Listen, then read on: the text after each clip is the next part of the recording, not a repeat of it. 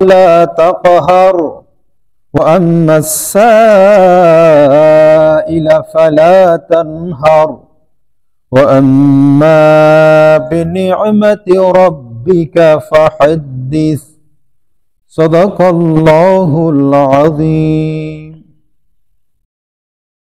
ইরশাদ হচ্ছে বিতাড়িত মওদুদ শয়তানের ওয়াসওয়াসা থেকে আল্লাহর কাছে পানাহ চাচ্ছি। পরম দয়ালু আল্লাহ মেহেরবান আল্লাহর নামে শুরু করছি। সকাল বেলার কসম, রাতের কসম, যখন তা অন্ধকারাচ্ছন্ন হয়ে যায়। আপনার রব আপনাকে ভুলে যাননি, আপনাকে ত্যাগ করেননি, অসন্তুষ্ট হননি। নিশ্চয় আপনার পরকাল ইহকাল অপেক্ষা ভালো হবে, উত্তম হবে। আপনার রব অতি তাড়াতাড়ি আপনাকে এমন কিছু দিবেন আপনি খুশি হয়ে যাবেন। তিনি কি আপনাকে এতিম হিসেবে পাননি, অতঃপর আশ্রয় দেননি? তিনি আপনাকে পেয়েছিলেন পথহারা, আপনাকে তিনি পথের দিশা দিয়েছেন। তিনি আপনাকে পেয়েছিলেন অসহায় গরিব, আপনাকে ধনী বানিয়ে দিয়েছেন। আপনি সুতরাং এতিমদের প্রতি কঠোর হবেন না, আর আশ্রয় প্রার্থীকে ধমক দিয়ে তাড়িয়ে দিবেন না। আর অবশ্যই আপনি আপনার নিয়ামতের প্রচার এবং প্রকাশ করুন। নাহমাদুহু ওয়া নুসাল্লি আলা রাসূলিহিল কারীম, আম্মা বাদ। আমরা শুকরিয়া আদায় করছি সেই মহিয়ান গরিয়ান সর্বশক্তিমান আল্লাহর প্রতি, যে রব্বুল আলামিন হুয়াজতাবাকুম ওয়া মা জাআলা আলাইকুম ফিদ-দীন মিন হারাজ, যিনি আমাদেরকে দুনিয়ার কোনো কিছুর জন্য নয়, দ্বীনের জন্য একত্রিত করেছেন, বাছাই করেছেন। আল্লাহ রব্বুল আলামিন হাসরের ময়দানে 7 শ্রেণীর মানুষকে আরশের ছায়ার নিচে স্থান দিবেন, যেখানে আল্লাহর ছায়া ছাড়া অন্য কোনো ছায়া থাকবে না। তার মধ্যে একটা শ্রেণী যারা আল্লাহর দ্বীনের জন্য একত্রিত হতো, দ্বীনের জন্য আবার পৃথক হয়ে যেত। আল্লাহ রাব্বুল আলামিনের দরবারে এক বাক্যে শুকর আদায় করছি, যিনি আমাদেরকে দয়া করে মায়া করে ইসলামী আন্দোলনে কবুল করেছেন। সবাই বলছে আলহামদুলিল্লাহ।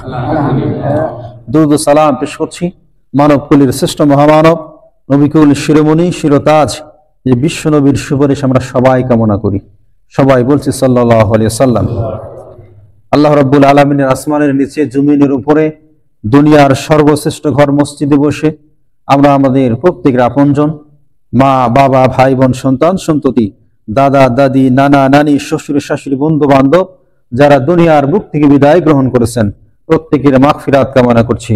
আল্লাহ তাআলা প্রত্যেককে মাফ করে দিন। সবাই বলি আল্লাহুম্মা আমিন। সম্মানিত উপস্থিতি, আমি আপনাদের সামনে তেলাওয়াত করি সূরা দোহা। কোন সূরা? সূরা দোহা। এই জিনিসটা লিখে নেবেন যে কোন সূরা থেকে দারসুল কোরআন হচ্ছে। আপনাকে আগামী টিএসএ জিজ্ঞাসা করার বলতে পারলেন না, নোট করলেন না, এটা কিন্তু হবে না। আতিক ভাই শিক্ষিত মানুষ, আমার রবিউল ভাই শিক্ষিত মানুষ, মাস্টার মানুষ। এই মানুষগুলোকে কোনো ছাড় দেওয়া যাবে না। তো তারা লিখতে পারেন না, তাদের কথা কিন্তু আলাদা, কিন্তু যারা শিক্ষিত মানুষ লিখতে পারেন, ভাইয়েরা সবাই অবশ্য নোট করবেন। ভাইয়ের দারসুল কোরআন পেশ করতে হলে 5টা জিনিসের প্রয়োজন। কয়টা? এটা লিখে নিবেন, বুঝবেন ভালো করে। যখন দারসুল কোরআন পেশ হবে, তাফসির করা হবে। তাফসিরে মাযহারি যিনি লিখেছেন আল্লামা সানাউল্লাহ কানিবিদুর রহমতুল্লাহ বলেছেন যে যখন কোরআন থেকে তাফসির করা হবে, কোরআনের আলোচনা পেশ করা হবে, তখন সেখানে 5টা বিষয় থাকতে হবে। কয়টা? 5টা বিষয় থাকতে হবে। যদি 5টা বিষয় না থাকে, যিনি আলোচনা করবেন তিনি বুঝাতে পারবেন না, আর যিনারা শুনবেন তারা বুঝতে পারবে না। ভালো করে বুঝেন, এই 5টা বিষয় যদি না থাকে আলোচনার ভিতরে, তাফসিরের ভিতরে, তাহলে যিনি আলোচনা করবেন তিনি বুঝাতে সক্ষম হবেন না, আর যিনারা শ্রোতা থাকবেন তিনি বুঝতে সক্ষম হবেন না। 1 নাম্বার সহিহ তেলাওয়াত। 1 নাম্বার কি? সহিহ তেলাওয়াত। যে আয়াত, যে সূরার উপর আপনি কথা বলবেন সেটা প্রথমত তেলাওয়াত করতে হবে। 1 নাম্বার সহিহ তেলাওয়াত। 2 নাম্বার অর্থ বা সরল অনুবাদ। 2 নাম্বার কি? সরল অর্থ বা অনুবাদ, অর্থ এক কথায়। 3 নাম্বার এই সূরা বা এই আয়াত আল্লাহ তাআলা কেন নাজিল করেছেন তার ঐতিহাসিক প্রেক্ষাপট, শানে নুজুল। এক বাক্যে লেখেন ঐতিহাসিক প্রেক্ষাপট বা শানে নুজুল। ঐতিহাসিক প্রেক্ষাপট বা শানে নুজুল। 4 নাম্বার ওই আয়াত, ওই সূরার বাস্তব ব্যাখ্যা। আল্লাহ তাআলা কেন নাজিল করলেন, আমাদের কি করা উচিত, অর্থাৎ বাস্তব ব্যাখ্যা। আর 5 নাম্বার ওই সূরা বা ওই আয়াতের শিক্ষা, ওখান থেকে আমরা কি পেলাম, আমাদের কি করা উচিত এই শিক্ষা। আচ্ছা, বাস্তব ব্যাখ্যা লেখেন, বাস্তব ব্যাখ্যা 5 নাম্বার শিক্ষা। জি, তাহলে আমি দুটা কাজ করেছি তাই না, আপনাদের সামনে তেলাওয়াত করেছি, অর্থ বলেছি তাই না, এই দুটো কাজ করেছি। তাহলে 3 নাম্বার কি ছিল, ঐতিহাসিক প্রেক্ষাপট বা শানি নজুল, অর্থাৎ এই সূরা দোহা আল্লাহ তাআলা কেন নাজিল করলেন, কি উদ্দেশ্যে নাজিল করলেন, কেন করলেন। আমরা যদি কারণ অনুসন্ধান করতে পারি তাহলে কি সমাধান সহজ না? সমাধান সহজ। আল্লাহ রাব্বুল আলামিন সূরা দোহা নাজিল করেছেন কেন, মনে রাখবেন। হযরত তাফসিরে ইবনে কাসির, তাফসিরে বাইজাবি, এই তাফসিরগুলো আমি পড়েছি, তাফসিরে বাইজাবি বিশেষ করে পড়েছি আমি আমার কামিল সিলেবাসে। ওখানে লেখা আছে যে হযরত আব্দুল্লাহ ইবনে আব্বাস রাদিয়াল্লাহু তাআলা আনহু বলেন যে 15 দিন, হযরত মুজাহিদ রহমতুল্লাহ বলেছেন 40 দিন, কেউ কেউ বলেছেন 20 দিন 25 দিন, মত পার্থক্য আছে। সর্বোচ্চ 40, সর্বনিম্ন 15, অর্থাৎ 15 দিন থেকে শুরু করে 40 দিন পর্যন্ত রসুলের কাছে কোনো ওহী নাজিল হচ্ছিল না, কোন আয়াত কোন সূরা রাসূলের কাছে আসতে ওহী নাজিল বন্ধ ছিল, রসুলের কাছে কোনো কোরআন নাজিল হচ্ছিল না। তখন রাসূল সাল্লাল্লাহু আলাইহি সাল্লাম পেরেশানি হয়ে গেলেন যে কি ব্যাপার, আমার উপর কোরআন নাজিল হয় না, আমি নতুন নতুন কথা মানুষের কাছে দাওয়াত পেশও করতে পারি না। আর এর ফাঁকে ওই মক্কার কাফেররা বলতে শুরু করলো, ও মুহাম্মদ, তুমি যে তোমার রবের কথা বলতে, সে তোমাকে মনে হয় ভুলে গেছে, সে তোমাকে ত্যাগ করেছে, তুমি তো তোমার মুখ থেকে তার নতুন কথা শোনা যায় না, তুমি নতুন কথা বলতে পারো না, ঘটনা কি তোমাকে মনে ত্যাগ করছে, তুমি কি করেছো, কি অপরাধ করছো, মানে হাসি ঠাট্টা করতে লাগলো। আর আবুল হাবের স্ত্রী উম্মে জামিলা ডাইরেক্ট বলে ফেলল, মুহাম্মদ, আমি শুনলাম তোমার কাছে নাকি শয়তান টার আসে না। নাউজুবিল্লাহ, সবাই বলি।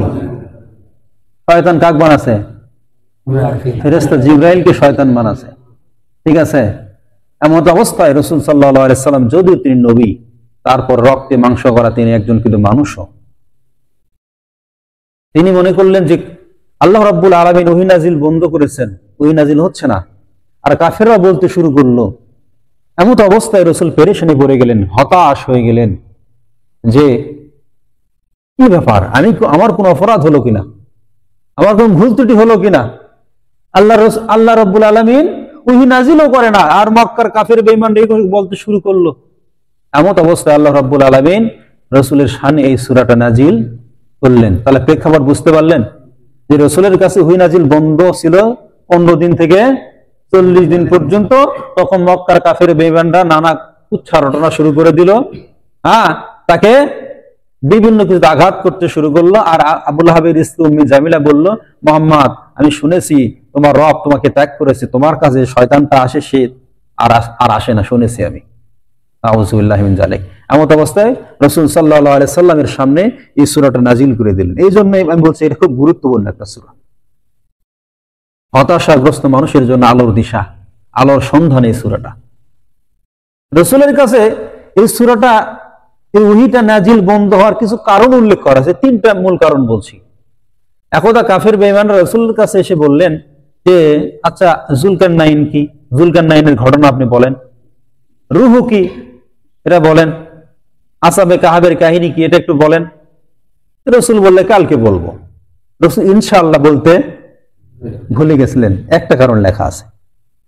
2 নাম্বার, রাসূলের ঘরের নিচে খাট বলে আমরা যেখানে রাত্রি যাপন করি, ঘুমানোর চেষ্টা করি, এই বেডের নিচে একটা বিড়াল ছানা পচে মারা গিয়েছিল, পচে গেছিল, মারা গেছে, পচে দুর্গন্ধ বের হচ্ছে। তো এই যেখানে কোনো জীবজন্তুর পচা দেহ থাকে বা জীবজন্তুর ছবি থাকে, সেই ঘরে কিন্তু ফেরেশতা আসে না, তো ফেরেশতা আসে না। তিনি সেটা বের করে দিলেন, এরপরে জিবরাইল এসেছিলেন। আর একটা ঘটনা উল্লেখ করা যে রাসূল সাল্লাল্লাহু আলাইহি সাল্লাম তিনি কোনদিন তাহাজ্জুদ কাজা করতেন না, তাহাজ্জুদ কাজা করতেন না, কিন্তু হঠাৎ করে তার বৃদ্ধাঙ্গুলে আঘাত পেয়েছিলেন, প্রচন্ড আঘাত পাওয়ার ফেটে যাওয়ার কারণে, রক্ত বের হওয়ার কারণে তিনি তার গায়ে প্রচন্ড জ্বর এসেছিল, যার কারণে একদিন তিনি তাহাজ্জুদ করতে পারেন নাই। ঠিক আছে, বিভিন্ন কারণ উল্লেখ করা হয়েছে। এর পরিপ্রেক্ষিতে আল্লাহ রাব্বুল আলামিন রাসূলকে সান্ত্বনা দিয়ে বলছেন, এখন মূল আলোচনায় চলে, বাস্তব ব্যাখ্যায় চলে আসি। এখন আল্লাহ রাব্বুল আলামিন বলছেন ওয়াদ-দুহা, সকাল বেলার কসম, ওয়াল লাইলি ইযা সাজা, অর্থ বলেছি না আগে, ওয়াদ-দুহা সকাল বেলার কসম, সকাল বেলার শপথ, ওয়াল লাইলি ইযা সাজা রাতের শপথ, যখন তা নিঝুম হয়ে যায়, অন্ধকারাচ্ছন্ন হয়ে যায়, সবাই ঘুমিয়ে পড়ে, হিংস্র জন্তু জানোয়ার সব ঘর থেকে বের হয়, মানুষ ঘুমিয়ে পড়ে কিন্তু হিংস্র জন্তু জানোয়ার তখন কি হয়, জিন বেরিয়ে পড়ে। দুষ্ট জিনগুলো সেই সময় কি বিভিন্ন জায়গা থেকে বের হয়ে পড়ে, মানুষ ঘুমিয়ে পড়ে কিন্তু দুষ্ট জীব জন্তু জানোয়ার তখন বের হয়ে পড়ে। এখানে আল্লাহ তাআলা বুঝাচ্ছেন ওয়াদ-দুহা, সকাল বেলার কসম, অর্থাৎ আল্লাহ তাআলা বুঝাচ্ছেন হে রাসূল, আমি সেই সকাল বেলার কসম করে বলছি যখন আপনি ওহীর দায়িত্ব, দিনের দায়িত্ব পালন করার জন্য বাড়ি থেকে বের হয়ে যান।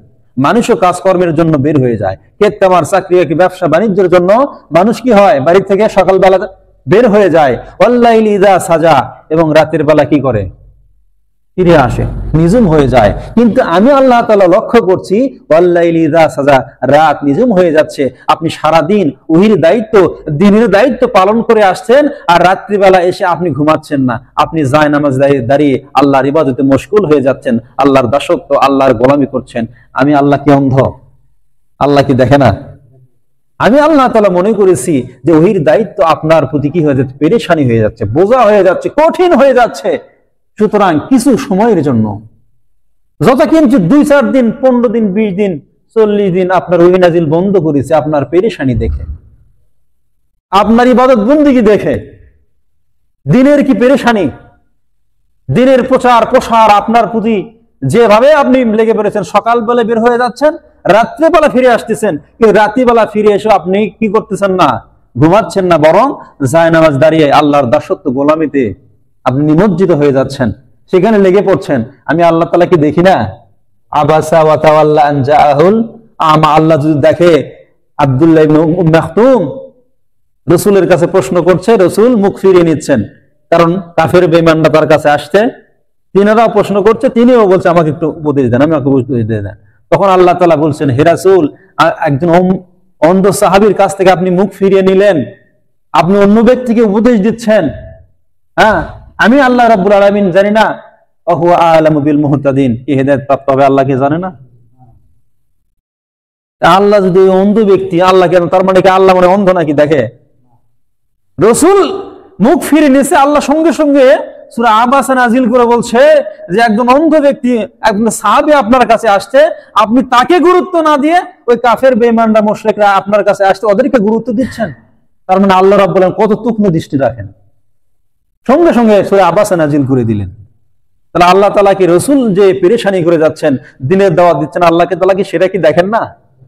অবশ্যই দেখেন। সুতরাং আল্লাহ তাআলা বলছেন, মা ওয়াদ্দাআকা রাব্বুকা ওয়া মা ক্বালা, হে রাসূল, আমি তো আপনাকে ভুলে যাইনি, আপনাকে ত্যাগ করিনি, আপনার প্রতি অসন্তুষ্ট হইনি, আপনার প্রতি নারাজ হইনি, আমি আপনাকে ভুলে যাইনি, শুধুমাত্র সামান্য একটু অবকাশ দেওয়ার জন্য, একটা সুযোগ দেওয়ার জন্য, বিশ্রামের জন্য আপনাকে একটু কি দিয়েছি, অবকাশ দিয়েছি, একটু সুযোগ দিয়েছি, সামান্য বিশ্রামের ব্যবস্থা করেছি। মা ওয়াদ্দাআকা রাব্বুকা ওয়া মা ক্বালা, হে রাসূল, আমি আপনাকে ভুলে যাইনি, আপনাকে ত্যাগ করিনি, আপনার প্রতি অসন্তুষ্ট হইনি, আপনি এমন কোনো কাজ করেননি যার জন্য আমি কি হয়েছি, অসন্তুষ্ট হয়েছি। অর্থাৎ রাসূল যে মনে করছিলেন যে আমি কোনো অপরাধ করলাম কিনা, আমার কোনো ভুল হলো কিনা, তখন আল্লাহ তাআলা মা ওয়াদ্দাআকা রাব্বুকা ওয়া মা ক্বালা, হে রাসূল, আপনি মনে করছেন আপনি ভুল করেছেন, আপনার প্রতি অসন্তুষ্ট হয়েছে, আপনি এমনটি মনে করবেন না, বরঞ্চ আপনাকে কিছু অবকাশ দেওয়ার জন্য, বিশ্রামের জন্য, কিছু সময়ের জন্য আপনার প্রতি ওহী নাজিল বন্ধ করেছি। দুনিয়ার প্রত্যেকটা জিনিসের বিশ্রামের প্রয়োজন নাই, তার বিশ্রামের প্রয়োজন নাই বলেন? তিনি নবী হলেও তো একজন রক্ত মাংস মানুষ, তার একটু বিশ্রামের প্রয়োজন আছে না? আল্লাহ রাব্বুল আলামিন একটু অবকাশ দেওয়ার জন্য, বিশ্রামের জন্য শুধুমাত্র একটু কয়েকদিন ওহী নাজিল বন্ধ করেছে, আর কাফের বেঈমানরা বলতে শুরু করেছে। তখন আল্লাহ তাআলা বললেন, মা ওয়াদ্দাআকা রাব্বুকা ওয়া মা ক্বালা, হে রাসূল, আমি আপনাকে ভুলে যাইনি। ওই কাফের বেঈমানরা আপনাকে বলছে আপনাকে ভুলে গেছি, আপনাকে ত্যাগ করেছি। আবুল হাবের স্ত্রী উম্মে জামিলা বলছে শয়তান তোমার কাছে আসে না, আপনি ওদের কাছে কর্ণপাত করবেন না। মা ওয়াদ্দাআকা রাব্বুকা ওয়া মা ক্বালা, আমি আপনার প্রতি অসন্তুষ্ট নই, আমি অখুশি নই, নারাজ নই, আমি আপনার প্রতি সন্তুষ্ট। আপনাকে ভুলে যাইনি, আপনাকে ত্যাগ করিনি, আপনার প্রতি অসন্তুষ্ট হইনি। রাসূলকে সান্ত্বনা দিচ্ছেন। এরপরে বলছেন ওয়ালাল আখিরাতু খায়রুল লাকা মিনাল উলা, ওয়ালাল আখিরাতু খায়রুল লাকা মিনাল উলা। আপনি কাফের বেঈমানদের কথা শুনছেন, আমি আল্লাহ তাআলা বলছি ওয়ালাল আখিরাতু খায়রুল লাকা মিনাল উলা। হে রাসূল, এই আখিরাত দ্বারা দুটো জিনিস বোঝানো হচ্ছে, ডাইরেক্ট তাফসীর থেকে বলছি। এখানে আখিরাত দ্বারা মদিনার জীবন, আর উলা দ্বারা মক্কার জীবন। ভালো করে বুঝেন। অর্থাৎ এই মক্কায় আপনাকে যেরকম পরিমাণ নির্যাতন করা হচ্ছে, নিষ্পেষণ করা হচ্ছে, জেল জুলুম দেওয়া হচ্ছে, আপনি দেখবেন মদিনায় গিয়ে সেটা আপনার প্রতি হবে না। সুবহানাল্লাহ। আপনি মক্কায় ছিলেন নিন্দিত, ঘৃণিত, অপমানিত, কিন্তু আপনি মদিনায় গিয়ে বরণীয় হবেন, সম্মানিত হবেন, আপনার ইজ্জত বেড়ে দেওয়া হবে। আপনি মদিনার প্রেসিডেন্ট হবেন, আপনি মদিনার প্রধান বিচারপতি হবেন, আপনি রাষ্ট্রপ্রধান হবেন।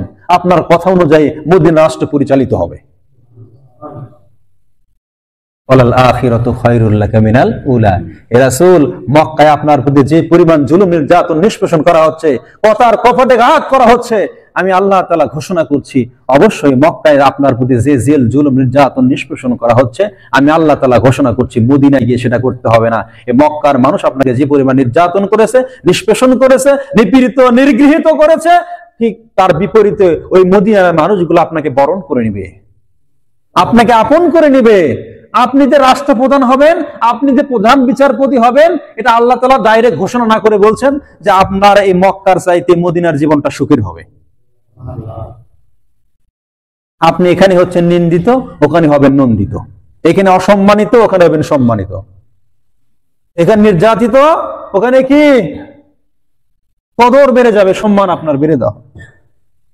অথবা আল্লাহ তাআলা বলছেন দুনিয়ার জীবনে 40 বছর থেকে 63 বছর, 23 বছরের জীবনে আপনি দুনিয়ার জীবনে সুখ, শান্তি, কামনা, বাসনা, আমি আল্লাহ তাআলার ইচ্ছা মোতাবেক আপনি কিছুই করতে পারেন নাই, কিন্তু আমি আল্লাহ তাআলা বলছি পরকালীন জীবন অনন্তকাল আপনার জন্য সুখের হবে। দেখেন এরপরে আল্লাহ তাআলা বলছেন, ওয়ালা সাউফা ইউতিকা রাব্বুকা ফাতারদা। আমি প্রত্যেকটা আয়াতের কথা বলে শেষ করে ভাইয়া যেতে আসছে। এরপরে আল্লাহ তাআলা রাসূলকে বলছেন ওয়ালা সাউফা, কদ সিন সাউফা, মাজি করবের ক্ষেত্রে আসে, বুঝলেন, যে খুব তাড়াতাড়ি, অতি তাড়াতাড়ি আপনার রব আপনাকে এমন আপনার বিজয় দান করবেন, এমন এমন সুসংবাদ দান করবেন, এমন এমন সফলতা আপনাকে দিবেন, আপনি খুশি হয়ে যাবেন। এর কিছুদিন পরে মুসলমানরা প্রথমে বদর যুদ্ধে বিজয় লাভ করেছে। আল্লাহ বললেন যে কিছুদিন পরে আপনার সামনে কি সফলতা অপেক্ষা করছে, এমন এমন বিজয় আপনার সামনে দিব, এমন সফলতা দিব, আপনি ওয়ালা সাউফা ইউতিকা রাব্বুকা ফাতারদা। হে রাসূল, আপনার রব আপনাকে এই অল্প সময়ের মধ্যে আপনাকে এমন আপনি বিজয় দান করবেন, সফলতা দিবেন, আপনি খুশি হয়ে যাবেন। এরপরে বিজয় শুরু হলো। প্রথমত কি? বদর যুদ্ধ, মুসলমানদের বিজয়। উহুদ যুদ্ধ, মুসলমানদের বিজয়। তাবুক যুদ্ধ, মুসলমানদের বিজয়। মুতার যুদ্ধ, মুসলমানদের বিজয়। হুদাইবিয়ার সন্ধি, সেটা ইন্না ফাতাহনা লাকা ফাতহান মুবিনা, সেটাও মুসলমানদের প্রকাশ্য বিজয়। শেষ পর্যন্ত 2 বছর, 6ষ্ঠ হিজরিতে হয়েছে হুদাইবিয়ার সন্ধি, 8ম হিজরি, মাত্র 2 বছরের মাথায় মক্কায় বিজয় হয়ে গেছে। আল্লাহ তাআলা বললেন না ওয়ালা সাউফা ইউতিকা রাব্বুকা, আমি যে আপনাকে অতি তাড়াতাড়ি বিজয় দিব, সফলতা দিব। আল্লাহ রাব্বুল আলামিন আয়াতের সঙ্গে রাসূলের বাস্তব জীবনটা কি মিলে যাচ্ছে না? এই কিছুদিন পরে মক্কা বিজয়, উহুদ বিজয়, খন্দক বিজয়, তাবুক বিজয়, মুতার যুদ্ধ বিজয়, হুদাইবিয়ার সন্ধি প্রকাশ্য বিজয়, শেষ পর্যন্ত মক্কায় বিজয়। বিশ্বনবী ছিলেন মদিনার প্রেসিডেন্ট, এখন সমগ্র মক্কার প্রেসিডেন্ট। মক্কায় বিজয় হয়ে গেছে। এবং মক্কা বিজয় হয়েছে কিভাবে বলেন তো? কয়জনক মেরে ফেল দেয়া? কত মানুষের রক্ত গিয়েছিল বলেন? বিনা যুদ্ধে মক্কা বিজয়। সুবহানাল্লাহ। তালেবান 20 বছর ধরে সংগ্রাম করছে, কিন্তু শেষ পর্যন্ত যেদিন তালেবান আফগানিস্তান দখল করছে, রক্তপাত হয়েছে? কিছু হয়েছে? আপনাদের আতিক ভাই নোট করবেন, এটা হচ্ছে এই মুসলমানদের রাসূল 27টা যুদ্ধে সেনাপ্রধান ছিলেন। রাসূলের জীবদ্দশায়, সাহাবায়ে কেরামের জীবদ্দশায় বদর যুদ্ধ থেকে শুরু করে শেষ পর্যন্ত আমি যদি শেষ পর্যন্ত এসে ইয়াটাও ধরি, এই যে আরে এজিদ এবং ইমাম হোসেনের কারবালা, এই পর্যন্ত যদি ধরি, তাহলে কম বেশি 100টার মতো জিহাদ সংগঠিত হয়েছে। সেখানে উভয় পক্ষের নিহত হয়েছে, মারা গিয়েছে 1500, 2000 অতিরিক্ত হলে 2500। আমি 1500 জানি, 1500 পড়েছি। গবেষণা করলে যদি আসে উভয় পক্ষের মারা গিয়েছে, নিহত হয়েছে কত? 1500, 2000 অতিরিক্ত কি 2500। আর আপনার প্রথম বিশ্বযুদ্ধে কত মেরে হারিয়েছেন? দ্বিতীয় বিশ্বযুদ্ধে কত? হিটলার কত মেরেছে? বাংলাদেশের মুক্তিযুদ্ধ কত মানুষ নিহত হয়েছে? ইসলাম এসেছে জঙ্গিবাদকে নির্মূল করার জন্য, জিহাদ এসে জঙ্গিবাদকে নির্মূল করার জন্য। যুদ্ধে লক্ষ লক্ষ কোটি কোটি মানুষকে হত্যা করেছে, অথচ মুসলমানরা জিহাদ করেছে 100টি, উভয় পক্ষের নিহত হয়েছে মাত্র কয় হাজার? 2500-এর বেশি? অবশ্যই নয়, অফকোর্স অবশ্যই নয়, 2500-এর বেশি নয়, উভয় পক্ষের মিলে 2500-এর বেশি নয়। আর আপনারা মানবতার নামে দিন দিন ফিলিস্তিনে হত্যা করছেন মানুষকে, যুদ্ধের নামে, মানবতার শান্তির নামে হত্যা করছেন। আর মুসলমান জঙ্গিবাদ বলা হয়। যারা মুসা আলাইহিস সালামের পক্ষে লড়াই করেছিল এরা হচ্ছে মুজাহিদ, যারা ফেরাউনের পক্ষে এরা হচ্ছে জঙ্গি। যারা ইব্রাহিম আলাইহিস সালামের পক্ষে ছিল তারা ছিল মুজাহিদ, যারা নমরুদের পক্ষে ছিল এরা ছিল জঙ্গি। যারা বিশ্ব নবীর পক্ষে ছিল এরা এক একটি মুজাহিদ, যারা আবু জেলের পক্ষে ছিল এরা একটি কি জঙ্গি। সুতরাং আসলেও যারা দিনের কথা বলে, ইসলামের কথা বলে, জিহাদের কথা বলে এরা একটি মুজাহিদ, আর যারা তাগুদের কথা বলে কি ইসলামের বিপক্ষে যারা থাকে এক একটি জঙ্গি, মনে রাখবেন। কিন্তু ওরাই আমাদেরকে কি বলে? জঙ্গি। অথচ জঙ্গি নির্মূল করার জন্য জিহাদকে আল্লাহ তাআলা ফরজ করেছেন। তাহলে আল্লাহ তাআলা বলছেন ওয়ালা সাউফা ইউতিকা রাব্বুকা ফাতারদা, হে রাসূল আমি আপনাকে অতি তাড়াতাড়ি এমন বিজয় দিব আপনি কি খুশি হয়ে যাবেন, আনন্দে উদ্বেলিত হয়ে যাবেন। আপনার সামনে যে বদর যুদ্ধ, উহুদ যুদ্ধ, খন্দক, এটা তো আপনি জানেন না। আমি আপনাকে অগ্রিম সুসংবাদ দিলাম যে কি কি বিজয় দিব সেটা বলছি না, কিন্তু দিব এটা আপনি নিশ্চিত থাকেন। বদর যুদ্ধ, উহুদ যুদ্ধ, খন্দক, তাবুক, মুতার, সবচেয়ে কঠিন মুতার যুদ্ধ। 3টা সেনাপতি 3 জনই শাহাদত বরণ করেছিল। শেষ পর্যন্ত খালিদ বিন ওয়ালিদ তিনি আবার কি বিজয় লাভ করেছে। মনে রাখবেন খালিদ বিন ওয়ালিদ এমন একজন সেনাপ্রধান যার জীবনে কোনো ফেল নাই। এমন সেনাপ্রধান আল্লাহ তাআলা দিয়েছেন, যুদ্ধের সেনাপ্রধান ছিলেন, এমন কোন যুদ্ধ নেই তিনি সেখানে ফেল করেন। সবটা যুদ্ধে গিয়ে তিনি বিজয় লাভ করেছেন। যুদ্ধে তো সেনাপ্রধান একজন লাগে, মুতার যুদ্ধে আর রাসূল 3 জনের কথা বলছে। তার মানে ওরা বুঝতেই পেরেছিল যে আমরা কেউ আর বাড়িতে ফিরে, এটা জানার পরেও তারা জিহাদে গিয়েছে। মুনাফিকরা নামাজ পড়ে, রোজা রাখে, হজ করে, কুরবানি করে, কিন্তু কোনদিন জিহাদে যাবে না। এই জন্য আল্লাহ তাআলা জিহাদে গেলে কি করেছেন? জান্নাত তার জন্য ওয়াজিব। জিহাদে গেলে জান্নাত কি? নামাজ পড়লে জান্নাতের গ্যারান্টি, ডাইরেক্ট চলে যাবেন আপনি। হজ করলে, কুরবানি করলে, কিন্তু জিহাদে গেলে ডাইরেক্ট গুনাহ মাফ, জান্নাতের গ্যারান্টি। ওয়াসারিউ ইলা মাগফিরাতিম মির রাব্বিকুম ওয়া জান্নাতিন আরদুহাস সামাওয়াতু ওয়াল আরদ উইদ্দাতিল মুত্তাকিন। আল্লাহ তাআলা বদর যুদ্ধে ডাক দিয়েছেন, যারা বদর যুদ্ধে জিহাদে আসবে দুনিয়ার থাকতে এদের সমস্ত গুনাহ মাফ, এবং দুনিয়ার থাকতে আমি আল্লাহ তাআলা জান্নাতের গ্যারান্টি দিয়ে দিলাম। সুবহানাল্লাহ। দুনিয়ার থাকতে জান্নাতের গ্যারান্টি কিসের জন্য? দিন কায়েমের জন্য, জিহাদের জন্য। এই গ্যারান্টি দুনিয়ার কোথাও পাওয়া যায় না। এরপর আল্লাহ তাআলা বলছেন আলাম ইয়াজিদকা ইয়াতীমান ফাআওয়া, আপনি ইতিম ছিলেন, আপনাকে আশ্রয় দিয়েছি। জন্মের আগে পিতা মারা গিয়েছে, জন্মের 6 বছর পরে মা ইন্তিকাল করেছে, কিন্তু আমি আল্লাহ তাআলা আপনাকে ভুলে যাই নাই। দাদা আব্দুল মুত্তালিবের মাধ্যমে, চাচা আবু তালিবের মাধ্যমে, দুধমা আর হালিমার মাধ্যমে আপনাকে লালন পালনের দায়িত্ব আমি আল্লাহ তাআলা নিজে নিয়ে নিয়েছি। জন্মের আগে বাবা মারা গেছে, জন্মের 6 বছর পরে মাও মারা গেছে, কিন্তু দাদা আব্দুল মুত্তালিব প্রভাবশালী নেতা, চাচা আবু তালিব প্রভাবশালী নেতা, দুধমা হালিমা, এদের মাধ্যমে আপনাকে, এই এতিম আপনি ছিলেন, অসহায় ছিলেন, কিন্তু সে অবস্থা থেকে আপনাকে আশ্রয়ের ব্যবস্থা করে দিয়েছে। আল্লাহ তাআলা করেন নাই? এরপরে আল্লাহ তাআলা বলছেন ওয়াজাদাকা দাল্লান ফাহাদা, হে রাসূল আপনি ছিলেন পথহারা, আপনি ছিলেন দিশেহারা। দাল্লান মানে এখানে পথভ্রষ্ট, এই শব্দটা নেওয়া যাবে না। কথা বুঝলেন যে রাসূল কোনদিন পথভ্রষ্ট ছিলেন? ছিলেন না। এই জন্য তাফসীরের বিষয়টা হঠাৎ করে না পড়ে অথবা আরবি গ্রামার না বুঝে একটা অর্থ করলে বিশাল ভুল হয়ে যাবে।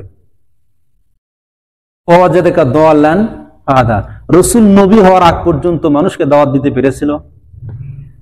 মা কুনতা তাদরি মাল কিতাব ওয়ালাল ঈমান, কিতাব কি জিনিস, ঈমান কি জিনিস রাসূল কি জানতো? আল্লাহ তাআলা মা কুনতা তাদরি মাল কিতাব ওয়ালাল ঈমান, হে রাসূল কিতাব কি জিনিস আর ঈমান কি এটা তো আপনার জানা ছিল না। অর্থাৎ নবী হওয়ার আগ পর্যন্ত আপনি পথহারা ছিলেন, আপনি পথের সন্ধান করছিলেন।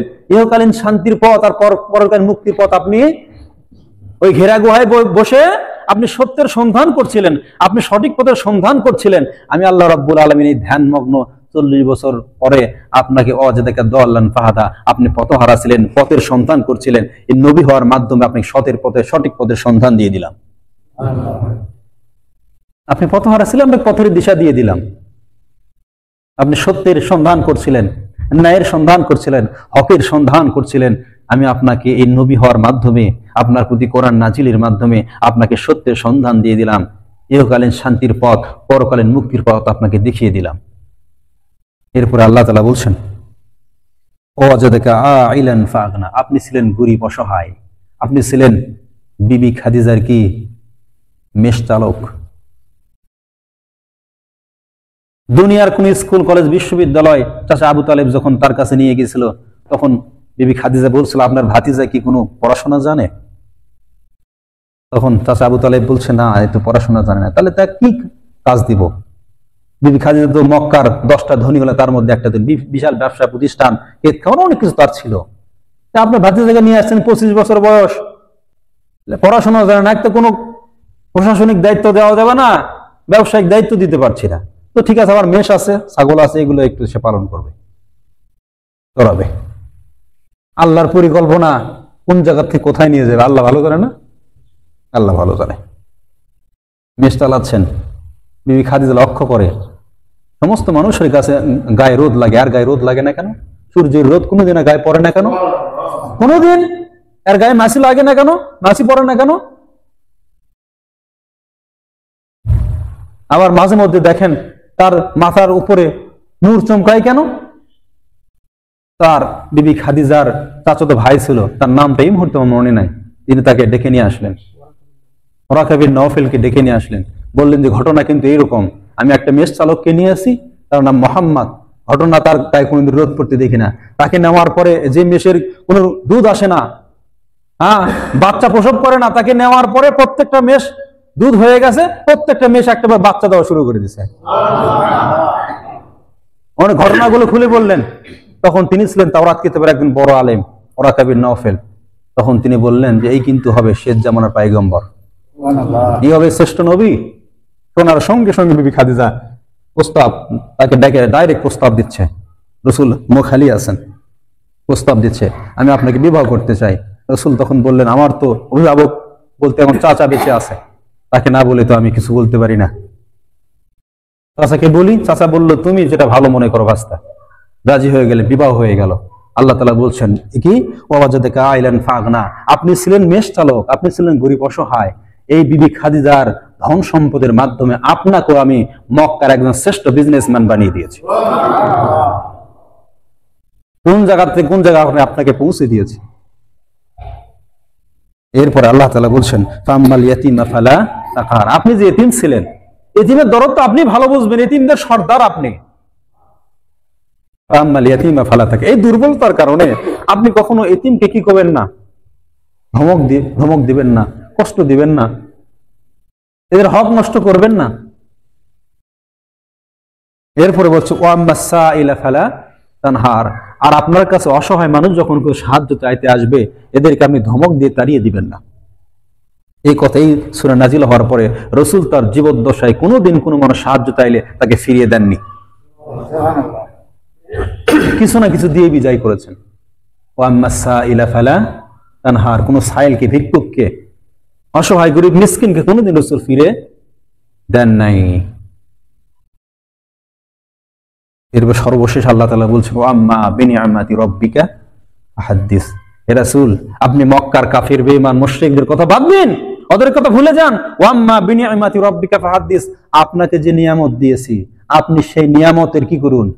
প্রচার করুন, প্রসার করুন, মানুষকে পৌঁছে দেন। রাসূলকে প্রথমত কুল বিফাদলিল্লাহি ওয়া বিরহমাতিহি ফাবিযালিকা ফালইফরাহু ওয়া খায়রুম মিম্মা ইয়াজমাউন। আল্লাহ তাআলা বলছেন মানুষকে আমি অক্সিজেন দিয়েছি, পানি দিয়েছি, সম্পদ দিয়েছি, কি সন্তান দিয়েছি, বাল বাচ্চা দিয়েছি, যত নিয়ামত এই পৃথিবীতে দিয়েছি এই মানব জাতির প্রতি সবচেয়ে বড় নিয়ামত দিয়েছি তাদের উপর কোরআন নাজিল করে। সুতরাং সেই কোরআন আপনার প্রতি নাজিল করেছে, এটা আপনার প্রতি বড় নিয়ামত। আপনাকে হাউজে কাউসারের মালিক বানিয়ে দিয়েছি, এটা আপনার জন্য নিয়ামত। আপনাকে দুনিয়ার শ্রেষ্ঠ নবী বানিয়েছি, আপনার সুপারিশ ছাড়া জান্নাতে কেউ যাবে না। আপনাকে এমন কিছু দিছি আর আপনি ওদের কথায় কি করতেন? বসে থাকবেন, মন খারাপ করে থাকবেন? আপনাকে যিনি এমন নবী বানিয়েছি, আপনার প্রতি কোরআন নাজিল করেছি, আপনাকে হাউজে কাউসারের মালিক বানিয়ে দিয়েছি, আপনাকে সুপারিশের কান্ডারি বানিয়ে দিয়েছি। কিয়ামতের ময়দানে আপনি হবেন প্রধান কি অতিথি। আপনি এত কিছু লিডার, সারা বিশ্বের কি মানুষের অত অসহায় দিশেহারা মানুষের কি আলোকবর্তিকা, সিরাজুল মুনীর রাসূলকে বলা হয় আলোকবর্তিকা আপনি। আর আপনি কাফের বেঈমানদের কথায় মন মরা হয়ে হতাশাগ্রস্ত হবেন না। আপনার দায়িত্ব, আপনার প্রতি নিয়ামত দিয়েছি, নবীর দায়িত্ব দিয়েছি, কোরআন নাজিল করেছি। এই কোরআন নাজিলের দায়িত্ব, এই কোরআনের দাওয়াত মানুষকে দিতেই থাকেন, ওদের কথায় কর্ণপাত করা যাবে না। যাই হোক, ভাই চলে আসছে, আর কোনো কথা নয়। তাহলে সর্বশেষ আয়াতের শিক্ষা 4 নম্বর ব্যাখ্যা করেছি। আয়াতের শিক্ষাটা হচ্ছে, 1 নম্বর কথা হলো মুমিন দ্বীনের কাজ করতে গিয়ে কখনো হতাশাগ্রস্ত হবে না। 2 নম্বর শিক্ষা হচ্ছে দ্বীন কায়েমের পথ এটা কুসুমাস্তীর্ণ নয়, ফুল বিছানো পথ নয়। নোট করুন, আপনারা নোট করুন। হ্যাঁ, 1 নম্বর শিক্ষা কি? আমরা কখনো হতাশাগ্রস্ত হব না। 2 নম্বর, দ্বীন কায়েমের পথ এত সহজ নয়, ফুল বিছানো পথ নয়। এই পথ পারে দিয়ে আমাদের কি করতে হবে? এগিয়ে যেতে হবে। সর্বদা সকল কাজে আল্লাহর প্রতি তাওয়াক্কুল বা ভরসা করতে হবে। এরপরে সবসময়ের জন্য আল্লাহ রাব্বুল আলামিন আমাদেরকে সত্যের পথে রাখেন, সঠিক পথে রাখেন। রব্বানা লা তুযিগ কুলুবানা বা'দা ইয হাদাইতানা ওয়া হাব লানা মিন লাদুনকা রাহমাতান ইন্নাকা আনতাল ওয়াহ্হাব। আল্লাহ যদি আমাদের হেদায়েতের পথ দেখিয়েছেন, আল্লাহ যেন আমাদের গোমরাহ না করেন, সেই জন্য দোয়া করতে হবে। পথভ্রষ্ট থেকে আল্লাহর কাছে পানা চাইতে হবে। এরপরে আল্লাহ রাব্বুল আলামিনের কাছে কি ইতিমদের প্রতি কঠোর হব না, কোন সাইলকে তাড়িয়ে দিব না। আর আল্লাহ রাব্বুল আলামিন আমাদের রাসূলের যে রেখে যাওয়া কাজ আমাদের উপর যে দিয়েছেন, যে দ্বীনের দায়িত্ব, কোরআন প্রচারের দায়িত্ব, দ্বীন কায়েমের দায়িত্ব দিয়েছেন, এই দায়িত্ব আমাদেরকে যথাযথভাবে পালন করতে আর আল্লাহ তৌফিক দান করুন। ওয়া মা তৌফিক ইল্লা বিল্লাহ। আসসালামু আলাইকুম ওয়া রাহমাতুল্লাহ।